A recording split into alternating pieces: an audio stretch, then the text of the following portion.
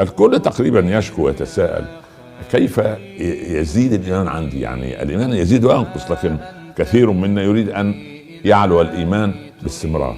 أنا أقول لك، الإنسان عندما يشعر بإحباط في المعاملات حتى الدنيوية يتمنى أن يذهب إلى طبيب نفسي أو إلى عم فاضل أو خال محترم أو شيخ يقول كلاما جميلا أو طيبا، يعني يعطيه شحنة إيمانية.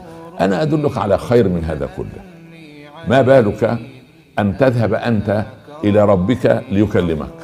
كيف؟ أن تقرأ في كتابه كثيرا وتسمع إلى كلامه في القرآن كثيرا. هنا رب العباد هو الذي يكلمك، تشحن إيمانيا ويدخل ويتوغل النور في قلبك، تشعر بزيادة الإيمان وتقل مساحة الإحباط عندك. قراءة القرآن بفهم وبغير فهم، يريد بفهم يكون جميل، ويريد كمان بتطبيق يكون أجمل. فإن شاء الله عليك بالقرآن. الصاحب ساحب، صاحب القرآن يصاحبك القرآن بنوره ويكلمك الله بكلماته. هذا وربنا سبحانه وتعالى يزيد إيماننا جميعا.